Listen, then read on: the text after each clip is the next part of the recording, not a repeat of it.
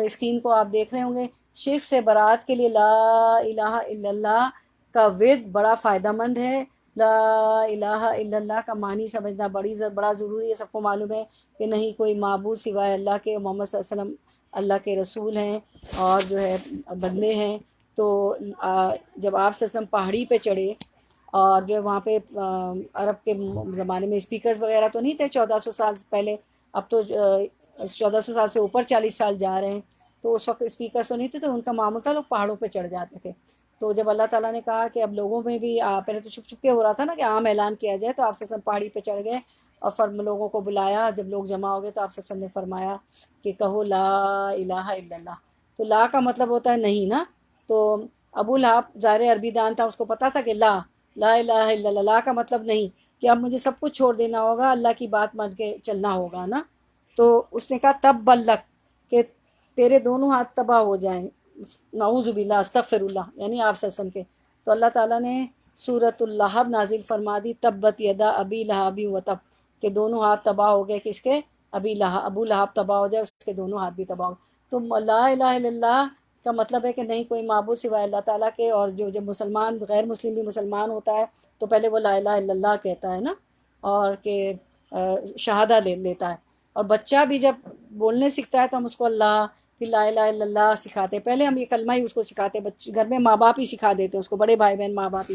اور جو لا الہ الا اللہ جو ہے نا، ایک پلڑے میں لا الہ الا اللہ رکھا جائے اور ایک پلڑے میں ہمارے اعمال ہوں گے، ترازو ہوگا نا، ایک بیلنس ہوگا حشر کے روز، تو لا الہ الا اللہ والا پلڑا جو ہوگا وہ بھاری ہوگا۔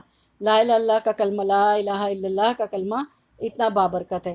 اس کے بعد جو ہے مرتے وقت لا الہ الا اللہ جس کی زبان سے جاری ہو جائے گا نزا کے عالم میں، تو اس کو بھی انشاءاللہ بخشش اور مغفرت ہو جائے گی۔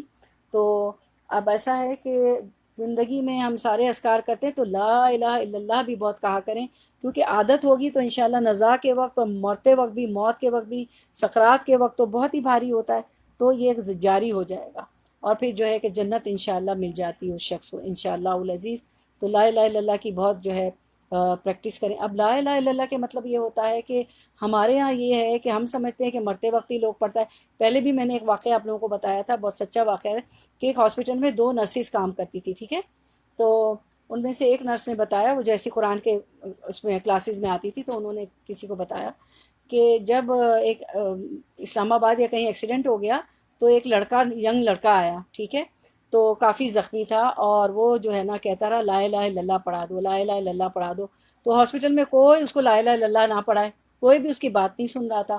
وہ کہنے لگی کہ اس نے، وہ نرس تھی نا، وہ کہتی میرا ہاتھ پکڑ لیا، وہ جو قرآن کی اسٹوڈنٹ تھی، نرس تھی، وہ کہہ رہی اس نے میرا ہاتھ پکڑ لیا، تو ہم مردوں سے ظاہر ہے عورتیں وہ ہوتی، وہ میں نے جلدی سے ہاتھ چھڑا لیا، کہنے لگی، وہ پورا واقعہ بیان کرتی، کہنے لگی کیا ہوا کہ پھر ہے نا اس کے دوست لوگ آئے، اچھا میری ڈیوٹی ختم ہوئی، میں چلی گئی، پھر اس کے دوست لوگ آئے، دوسری نرس آ گئی، وہ اپنے ساری ڈیوٹی دوسری کو دے کے چلی گئی، شام اور رات کی نرسز چینج ہوتی نا، تو سسٹر چینج ہوئی، تو کہنے لگی، وہ بتاتی کہ وہ لڑکے دوست کچھ آ گئے، اس نے کہا دوستوں سے مجھے لا الہ الا اللہ پڑھا، کہتے ارے یہ کوئی مر تھوڑی رہا ہے، تو لا الہ الا اللہ تو مرتے وقت پڑھتے، تو بیچارہ کہتا کہتا مر گیا، اس کا انتقال ہو گیا۔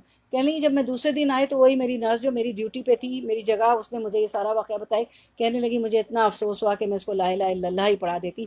تو ہم لوگ یہ سمجھتے ہیں کہ لا الہ الا اللہ جو ہے صرف موت کے وقت پڑھتے، نہیں، ہر وقت پڑھیں۔ اور لا الہ الا اللہ جو ہے نا، آپ کو کوئی غم اور تکلیف اور دکھ ہو تب بھی بہت پڑھیں لا الہ الا اللہ۔ تو اس سے یہ ہوتا ہے کہ جو ہمیں دکھ تکلیف ہوتی ہے یا کوئی ہمارے گناہوں کی پاداش میں کوئی چیز آتی ہے تو وہ تو ہو کے جو بھی ہو رہا ہوتا ہے، لیکن پھر یہ ہوتا ہے کہ اللہ تعالیٰ اس تکلیف کو دور کر دیتے ہیں نا۔ اور اس کے لا الہ الا اللہ کے بہت اجر ہے، آپ دیکھ لیں حشر کے روز ہی اتنا اجر ہے کہ ہمارے اعمال نامے بیلنس کے ترازو جو ہوگا اس پہ ایک پلڑے میں اعمال نامے رکھا جائے، جو ساری عمر کیا اللہ رکھ دیا جائے تو اس کا وزن زیادہ ہوگا۔ تو اس کی بہت آپ لوگ اس کو بھی اپنے ذکر میں کر لیں لا الہ الا اللہ۔ آگے ہم دیکھتے ہیں ابو درداء سے روایت ہے رضی اللہ عنہ کہ میں نے رسول اللہ صلی اللہ علیہ وسلم کو فرماتے ہوئے سنا کہ ہر گناہ کے بارے میں امید ہے کہ اللہ اسے بخش دے گا سوائے اس شخص کے جو مشرک ہو کے مرا یا کسی نے مومن کو جان بوجھ کر قتل کر دیا۔ تو اللہ تعالیٰ کیا کہتے ہیں کہ ہر گناہ کے بارے میں امید ہے اللہ اسے بخش دے گا سوائے مشرک کے، تو میں نے بتا دیا، آپ کو سمجھا دیا، اور آپ سب کو بھی معلوم ہے کہ مشرک کی بخشش نہیں ہوگی جب تک وہ توبہ نہ کرے. یا کسی نے مومن کو جان بوجھ کر قتل کیا. آپ نے قتل کے بارے میں پچھلی ساری ہماری آیت تھی کہ قتل خطا ہو جائے تو کوئی بات نہیں، لیکن جان بوجھ کر کسی کو قتل کر دیا تو کیا ہوگا کہ اللہ اس کا گناہ معاف نہیں کرے گا قاتل کا. پھر مشرک کے اعمال قبول نہیں ہوتے. فرمایا پیر اور جمعرات کے دن جنت کے دروازے کھول دیے جاتے ہیں اور ہر اس بندے کی مغفرت کر دی جاتی ہے جو اللہ کے ساتھ کسی کو شریک نہیں کرتا. اب آپ دیکھیں، چنانچہ کہا جاتا ہے کہ ان کو مہلت دو حتیٰ کہ یہ صلح کریں، ان کو مہلت دو حتیٰ کہ یہ صلح کریں، ان کو مہلت دو حتیٰ کہ یہ صلح کریں، اور پھر صلح کر لیں تو پھر ان کی بھی بخشش کر دی جاتی. اب دیکھیں اس حدیث مبارکہ جو میں نے پڑھی ہے اس سے کیا پتہ چلتا ہے کہ مشرک کے اعمال قبول نہیں ہوتے. ٹھیک ہے، تو پھر آپ سے ہم آگے فرماتے ہیں کہ پیر اور جمعرات کے دن جنت کے دروازے کھول دیے جاتے ہیں اور ہر اس بندے کی مغفرت کر دی جاتی. تو ہمیں پتہ چلتا ہے کہ آپ سے ہم فرماتے تھے کہ میں پیر اور جمعرات کا روزہ اس لیے رکھتا ہوں کہ اللہ تعالیٰ میرے اعمال نامے پیش ہوتے ہیں. تو یہ حدیث بھی ہمیں بتا رہی ہے کہ پیر اور جمعرات کو جنت کے دروازے کھول دیے جاتے ہیں اور ہر اس بندے کی مغفرت کر دی جاتی ہے جو اللہ کو کسی کے ساتھ شریک نہ کرے. تو پیر اور جمعرات کو اعمال نامے پیش کیے جاتے ہیں تو جنت بھی کا دروازہ بھی کھلتا ہے اور اس کی مغفرت بھی کر دی جاتی ہے جو شرک نہیں کرتا تھا. جو کسی نے مزار کو والے کو نہ مانا ہو، کسی بابا کو، کسی بزرگ کو، کسی فقیر کو نہ مانا ہو، اللہ کے ساتھ شریک نہ نیاز اور نذرانے نہ چڑھائے، اس کے نام کی نیاز نہ کی ہو، یعنی اللہ کے ساتھ شریک کرنے کے تو پتہ ہے نا آپ کو. یہ تو کہا کسی کو شریک ٹھہرا دیا نہیں. جیسے انہوں نے کہا عزیر ابن اللہ، عزیر جو اللہ کے بیٹا ہے، انہوں نے کہا کہ پڑھتی ہے نا قرآن میں کہ فرشتے اللہ کی بیٹیاں ہیں. تو کسی طرح اللہ کے ساتھ شریک نہیں کرتا تو اس کی مغفرت کر دی جائے. چنانچہ کہا جاتا ہے کہ اب کیا ہوتا ہے، ابھی آپ نے رشتہ داری قرابت داری کی بھی پچھلی آیت میں پڑھا، نجوہ کے بارے میں جو آیت تھی سرگوشی کے بارے میں، تو اس میں بھی آپ نے پڑھا کہ بڑی فضیلت ہے اگر نفلی نماز نفلی روزوں کا ثواب مل جاتا ہے. اگر دو لڑے ہوئے لوگوں کو، روٹھے ہوئے لوگوں کو جو ایک دوسرے سے بات ہی نہیں کرتے ملوا دیا جائے، کیونکہ 3 دن سے زیادہ بات نہیں کریں گے تو اعمال نامے میں پیش نہیں ہوگے. تو یہی چیز یہاں بتائی جا رہی ہے اس حدیث مبارکہ میں کہ چنانچہ یہ پہلے تو کہا گیا پیر جمعرات کے دن جنت کے دروازے کھولے جاتے ہیں، حسب اس بندے کی مغفرت کر دی جاتی ہے جو اللہ کے ساتھ کسی کو شریک نہیں کرتا. پھر چنانچہ کہا جاتا ہے کہ ان کو مہلت دو حتیٰ کہ یہ صلح کرے. کن کو مہلت دو؟ جو دو جھگڑے ہوئے روٹھے ہوئے لوگ ہوتے ہیں آپس میں بات نہیں کرتے، ان کو مہلت دو حتیٰ کہ یہ صلح کرے. ان کو مہلت دو حتیٰ کہ یہ صلح کرے. ان کو مہلت دو حتیٰ کہ یہ صلح کرے. یہ 3 بار آیا اور پھر صلح کر لیں تو پھر ان کی بھی بخشش کر دی جاتی ہے. تو پیر اور جمعرات کو سے پہلے مطلب وہ صلح ہوئی ہوئی ہو تو پیر جمعرات ان کی بھی بخشش ہو جاتی. تو یہ آیت، یہ حدیث بھی اس کو سپورٹ کر رہی ہے، اس حدیث کو کہ پیر جمعرات اعمال نامے پیش ہوتے ہیں اور جو بات نہیں کرتا ان کے اعمال نامے ایک دوسرے سے بات نہیں کرتا، اڑے رہتے ہیں، ایک دوسرے سے جھگڑا کیے ہوئے رہتے ہیں، ناراض رہتے ہیں، تو ان کے اعمال نامے نہیں پیش ہوتے. تو یہی چیز بات بتائے گی کہ پھر یہ صلح کر لیں تو پھر ان کی بھی بخشش کر دی جاتی ہے. تو میری بہنوں آج کا یہ ہے آپ کا ہمارا ہوم ورک کہ جا کے آپ ان لوگوں کو منائیں، ان کو کہیں کہ جڑ جائیں آپ لوگ، یہ حدیث مبارکہ بتائیں، یہ ساری چیزیں بتائیں، تو آپ کو نفلی نماز نفلی عبادتوں سے بھی زیادہ ثواب ملے گا. تو اب ہم ایک دعا بھی آج پڑھ لیتے ہیں اور ہم لوگ یہ کریں گے کہ شروع میں آخر میں ایک دعا ہمیشہ پڑھا کریں گے، اس کو یاد بھی کریں گے، اور جن کو یاد ہے ان کا تو ایک ریویژن ہو جائے گا.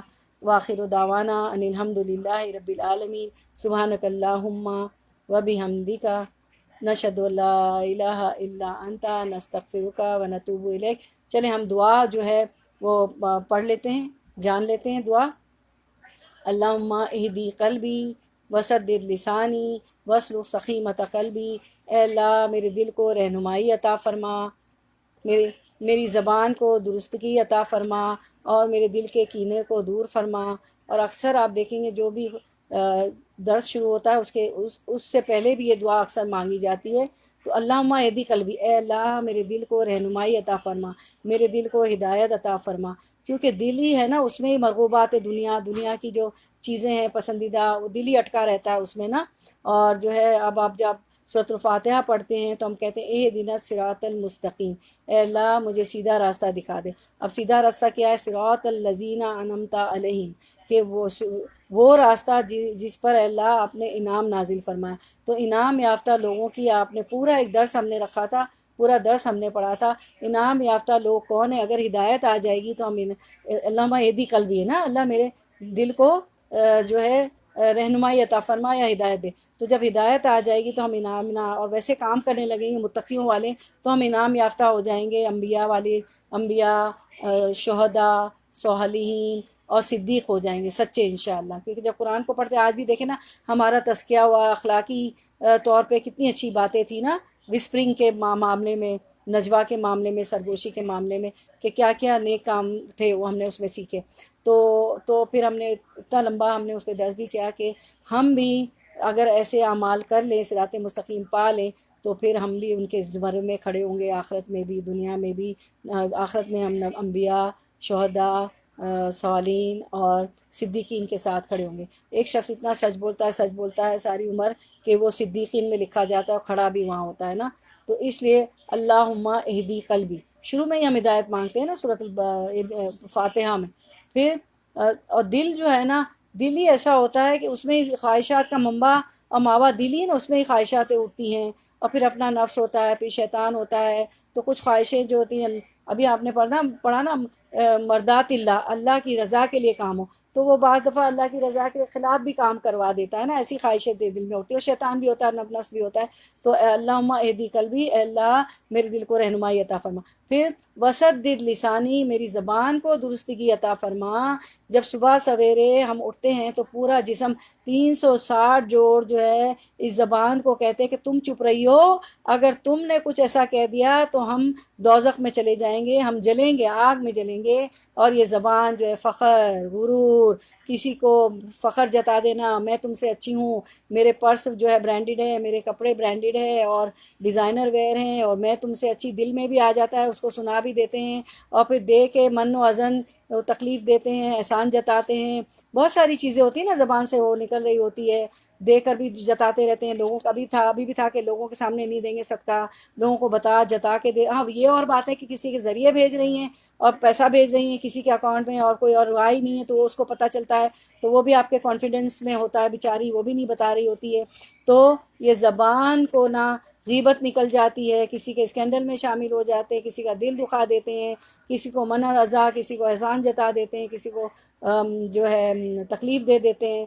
تو اور جو ہے اس لیے زبان کی بھی حفاظت کرنا ہے. تو وسدد لسانی، میری زبان کو درستگی عطا فرما. وصل السخیمۃ قلبی، اور میرے دل کے کینے کو دور فرما. جو دل کی جو سخیمت ہے نا، اس کو کینے کو اللہ دور فرما دے. حسد، بغض، جلن، یہ ساری چیزیں ہوں گی، لوگوں کے خلاف کینہ ہوگا تو پھر ہم ان کو معاف نہیں کرتے ہیں نا. تو اللہ تعالیٰ سے یہ دعا آپ لوگ سب جس کو یاد ہے اس کا ریویژن ہو گیا. تو فرسٹ لیسن فار منہ، تو یہ دل کی ہدایت کی دعا ہے نا.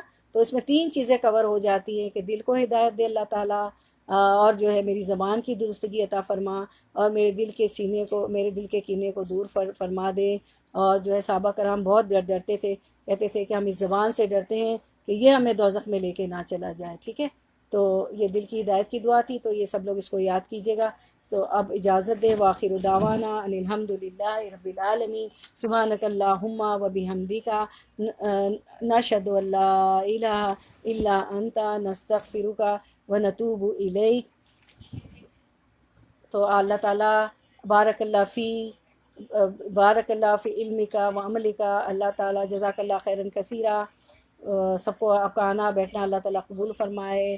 بارک اللہ فی علمک و عملک، اللہ تعالیٰ آپ کے علم اور عمل میں برکت عطا فرمائے. آمین یا رب العالمین. آپ کے علم میں اضافہ ہو، آپ کے عمل جو پڑھا ہے سنا ہے ویسے ہو جائیں. آمین یا رب العالمین. یہ ذرا سیٹ کریں، اسکرین کو سیٹ کریں. آمین یا رب العالمین. اور یو آل و آسم اسٹوڈنٹ، ماشاء اللہ تبارک اللہ. آپ لوگ بہت صبر کرتے ہیں، لائن کٹ بھی جاتی ہیں، تو یو آر سب لوگ بہت آسم ہیں، بہت ماشاء اللہ تبارک اللہ. اللہ تعالیٰ آپ کے علم میں برکت دے. اب ریمائنڈر یہ ہے کہ اس دعا کو یاد کریے گا، اور جو ہم نے پڑھا ہے تو اس کو جو ہے خاص طور پر یہ جو وسپرنگ کے بارے میں جو نجوہ تھا، جو سرگوشی کرنا ہے وہ نہیں کریں گے. اس میں جو نیک اعمال بتائے گئے تھے، لوگوں کی اصلاح، ریمائنڈر ہے. جو کچھ سنا پڑا اس پہ فرسٹ لیسن فار می ہم عمل کریں گے انشاءاللہ، ہم سب انشاءاللہ. ٹھیک ہے، رحمۃ اللہ وبرکاتہ. کسی کو کچھ پوچھنا ہے، کچھ سمجھنا؟ یو آل و آسم اسٹوڈینٹس، ہاں، یو آل و آسم اسٹوڈنٹ، ماشاء اللہ تبارک اللہ. کسی کو کچھ پوچھ،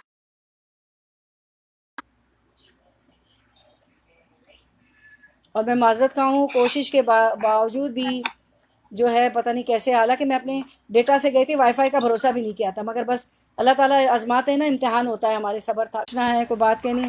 اچھا، کل انگلش کا ہمارا درس ہے، اور ابراہیم علیہ السلام، مقام ابراہیم اور خانہ کعبہ پہ ہمارا سب چل رہا ہے درس انشاءاللہ. تو مدرس ڈاٹر سب لوگ آئے، انگلش میں ہوگا. اور پھر میں سوچ رہی ہوں منڈے کی بجائے میں ٹیوزڈے کو کروں گی، کیونکہ منڈے کو کچھ میری کلاس ہے، مجھے اس میں انٹر ہونا ہے، کلاس بھی پڑھنا ہے. ٹھیک ہے، تو ہمارا اردو کا سورۃ النساء کا درس ٹیوزڈے کو ہوگا انشاءاللہ، اور کل سیٹرڈے کو انگلش کا ہوگا. تو منڈے کو نہیں ہوگا ہمارا درس، ٹیوزڈے کو ہوگا.